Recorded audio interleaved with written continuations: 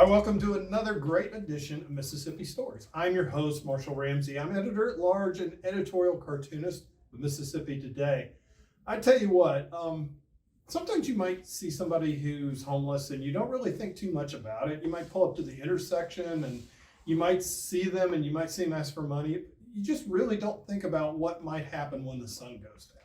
Well, our guests today have not only thought about it, they've done something about it, and truly, and one of them I know. One of them's a friend of mine. The other one I just met. It's great. We got Teresa Renkenberger and Mary Ann Kirby, who are here today from Shower Power. And Shower Power is honestly one of the best nonprofits in Mississippi. And I just want to say thank y'all for coming to join me today. I love your shirts. You got the gear on, which you can go to your website and actually order. Throw that website out there. We'll just go ahead and get that off. Showerpower.ms. Easy enough to remember. Very good. You can get the gear. Where Go Be Love. Where does that come from?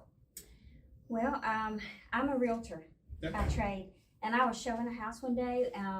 Shower Power had just come into swing, and I was like, we need a hashtag. They were off thinking about what they were going to offer, and I was like, what can it be? Because what are we going to do? We're just going to go be love. Oh, okay, hashtag go be love. Yeah. Literally, that's how it came about. That's awesome. And that's really kind of the way that we were talking about that kismet moment when you is something where you might go this way instead you go that way. Right. The actual formation of Shower Power was one of those moments because you ran into Bennie. Right.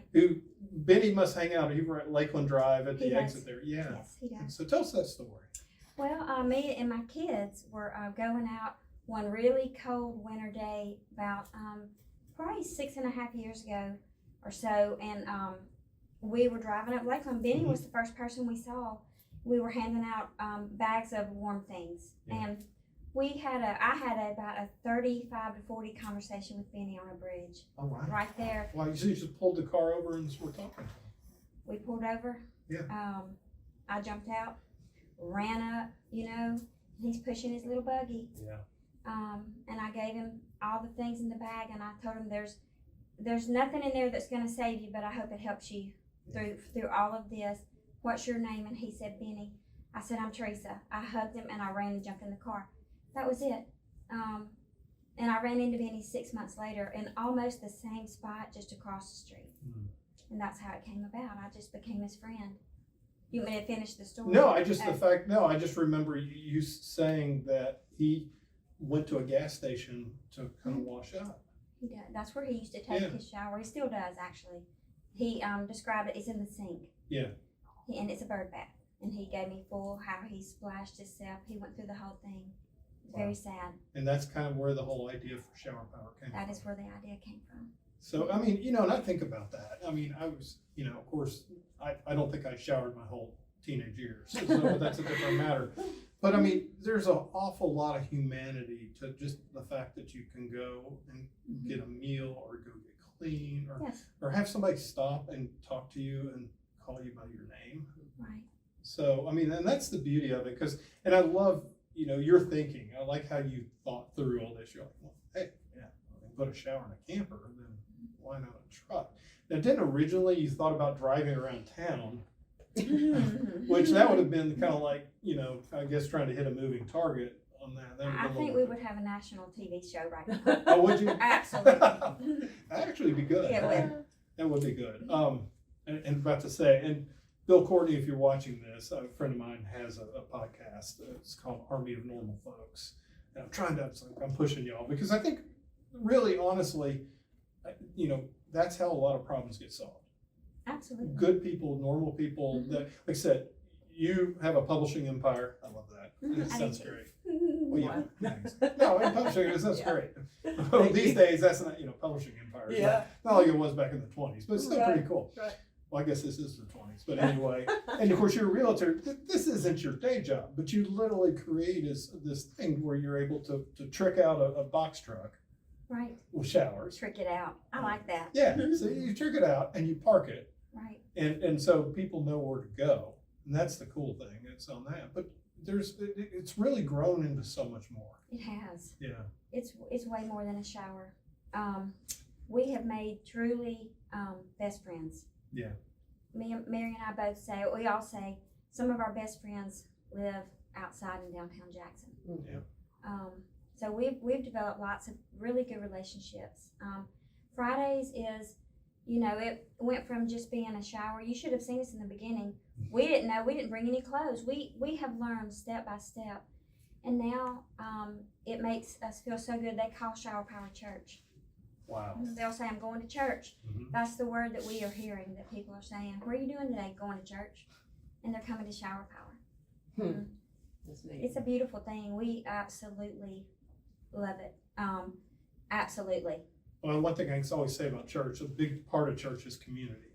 It's And community. you've created a community. We have created a community, and it's helped us. Yeah. We didn't realize what we were going to be gaining, Yeah. and it's a lot. It's an awful lot. Friday is our favorite day of the week, and we fellowship, we eat, there's music, there's games, there's stories, there's lots of prayer. There's so much of everything that goes on Fridays. It's a beautiful thing. I have thought before, I wish I could walk around with a little camera and just record the whole day and really capture what's really happening, Mm-hmm. because you're in it. So you're not really realizing it. Your social media is really good. Your Facebook page is really strong, and it really does capture the sense of the storytelling of what's going on there. And so when you get started, obviously you started with the shower. You're like, okay, we're going to do it, so then get a shower. Okay. And it starts growing. How does that process work? Do you step back like a few feet and kind of look around and say, okay, this is another need that needs to be met? And talk about some of the needs or some of the things that you've added over the years. Oh boy. Yeah. It's been so much. We've added, from the beginning, we've added clothing, food, everything that we have right now. Clothing, food, we have shoes. IDs. IDs. Yeah, IDs. And yes. I've heard you talking about that, Mary Ann, Mhm. how incredibly difficult Mm-hmm. it is for people Yes. to be able to get an ID. And you just don't think about it because, I mean, you get your learners when you're 15 and then you move your way up through that. But they don't have a life because they don't have an ID. No, and I've That's jokingly right. said it before that you have to have an ID to get an ID. Yeah. Mhm. I mean, it's just No, that's the. Think about it it. is a hamster wheel. Yes. It's, it's absolutely absurd. But we've been so blessed with a couple of men, both retired accountants from Jackson, who Yeah. come and set up, and that's all they do is process applications. And now MDOT is working closely with us. They know that we're coming, and they sort of created a lane just for us. Really? Yes, it's been incredible. So, but yeah, I mean, and all that expense, Shower Power absorbs, Yeah. and we're able to do that through our generous donors, and so it's an incredible service. I remember after Katrina, and I worked with an outfit called Camp Coast Care. It was Episcopal Church and Lutheran Church got together. The bottom line was, when we first went down there, it was about, okay, we need to clean lots and we need to take care of roofs. By the time I went down there the second time, it was mental health care. It was, I've watched y'all be able to do that. You're very nimble, which, I mean, you've been in the nonprofit world before. Sometimes there can become a bureaucracy and it's hard to meet the needs and so forth. I think that's one of your superpowers, is the fact that you've been able to actually sit there and say, okay, this needs to be done. And the other superpower is there are an awful lot of people in this community that are stepping up and helping you. Absolutely. Yeah. And we say too that, the fact that Teresa and I can maintain this as a passion project, neither of us get paid. Right. I mean, there's one person in this whole organization that gets paid, and he used to be homeless, and now he's our building manager. Yeah. So I think by keeping it a passion project keeps the passion alive. Yeah. In it, and we do respond to things as they come up, and we bob and weave as needed. Yeah. So just like the shelter, a couple of years ago, the negative wind chill front was coming through, and we called the city and said, hey, when are you opening your shelter? Because nobody is built to survive negative, Right. 5-degree wind chills, and they said, we're not. We can't. It's Christmas, and we don't have the manpower, and we don't have the money, and at the risk of sounding just really, I don't know what, I said, lady, if y'all don't open it, you're going to be picking up dead bodies for the next 10 days. Yeah. Give us the keys. Let us run it. And we did. Boom, we're in the shelter business. We just ran our second shelter in Yeah. 2 years, like 2 weeks ago. So we didn't start out to be in the shelter business, but we're in the shelter business because we're responding to what the city needs. Gosh, how do you do that on the fly? How do you figure that out? Thank you. Yeah.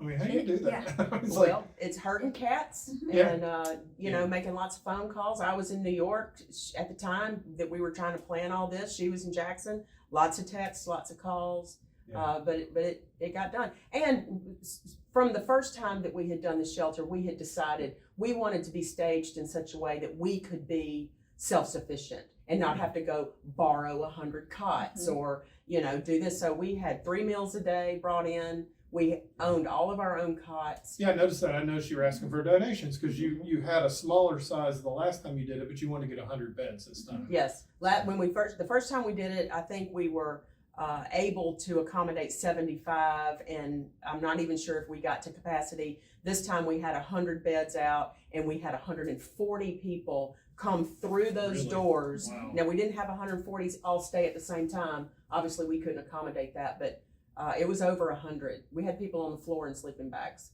I remember reading where someone said that they would not go to a shelter, but then they came to y'all, which you probably saved their life because, like you said, it was so cold this time. Well, and you know, the shelter culture is a tough, I mean, that's a tough sell. It's a rough bunch, and you know, you're staffed with people that are tired and have their own, you know, challenges. And again, it's a passion project for us. So we go above and beyond trying to make it special. Yeah. You know, we brought in a Christmas tree because it was Christmas, and we wrapped gift cards, and so that every single person could have something to unwrap. And, you know, we wore Santa hats and, you know, Christmas carol. I mean, who does that? Right. Trying to give them a little bit of humanity back. Give them a little humanity. Yeah. And that's the thing. I mean, I was trying to think of what y'all do. That you do that very well. Do give back humanity. Oh, on thank that. you. So that's great. And let's talk a little bit too. I mean, the volunteers that have been coming in. So that's been, and like I said, it's been fun watching you grow. I know Eric Shelton, our wonderful photographer here, did a great photo series on y'all 4 years ago. That, of course, that was right as the pandemic was starting to go, so it really was 4,000 years ago. Yes, it I mean, does feel that way. it really does feel that way. But I mean, you know, just think about how much y'all have grown and changed and everything. When the pandemic hit, though, that caused a huge issue for y'all because how do you get a group of people in to be able to get the showers and everything else? And y'all had to pivot then too. You're good at pivoting, okay? We call it twirling. Twirling. We That's grew nice. during that. Yeah, we did. We doubled down. Yeah. When all the shelters closed because of distancing issues, we added a day. Yeah. We served on Tuesdays and Fridays, and we brought in food, you know, both times a week. And, you know, again, when they zig, we zag. Yeah. And I think that's why we've been successful. Right. I'd like to think that it is. No, I think so. And also too, and I mean, knowing you and meeting you and knowing what you do, I mean, neither one of you are shy.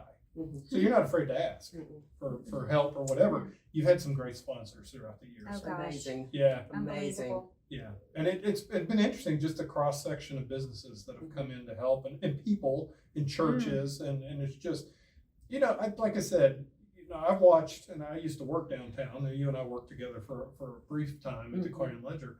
But, you know, I mean, I watched the homeless population grow and grow and grow. So the need is huge. And there's a lot of good people out there doing this work on that. But it was just like y'all saw that need and you started growing and filling it. Talk about that a little bit. I mean, do you have people that reach out to you, or do you have to reach out to them, or is it just a little combination of both?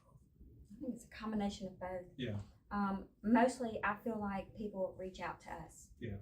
Wanting to help. And the good thing about giving and being involved with us is you can come and physically see where your money's going. Yeah. Or see where your donation's going, and you can be a part of it.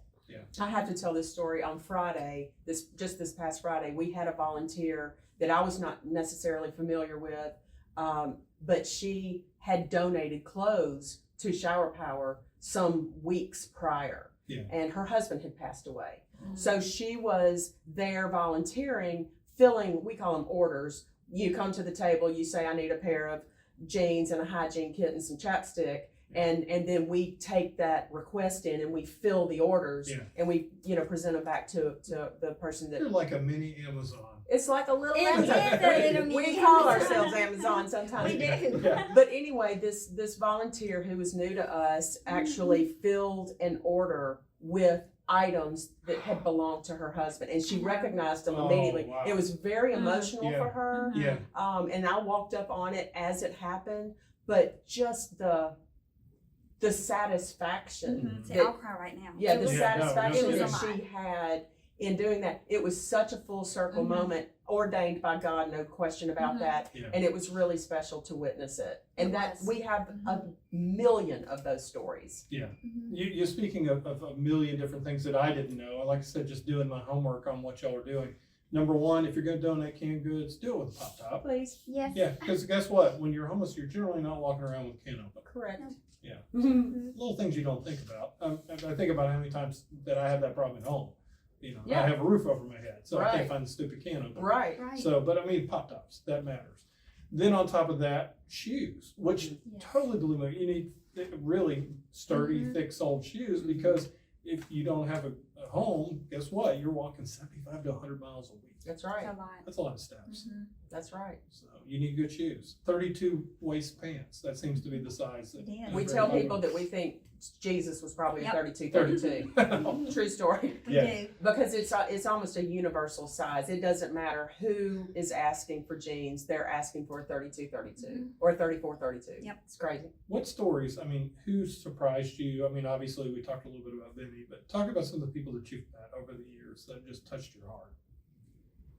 Well, okay, so now we're gonna go on for another 5 hours. All I mean, of them. obviously, but I mean, just everybody you come across, I imagine, but. I'll say, I'll name a couple, but they all have. Prime time. Yeah. Who works for you? He Yeah. does. Mhm. You know, the first day shower power was going to start. Before I left my house, I said a really quick prayer. I said, Lord, I wish you'd send somebody. And we had no idea we were going to be getting people off the street. Yeah. You know, I said, I wish you would send somebody that we could get off the street and inside right away. Yeah. And it was prime time. Wow. He came the second Friday that we were there. How did you get his nickname?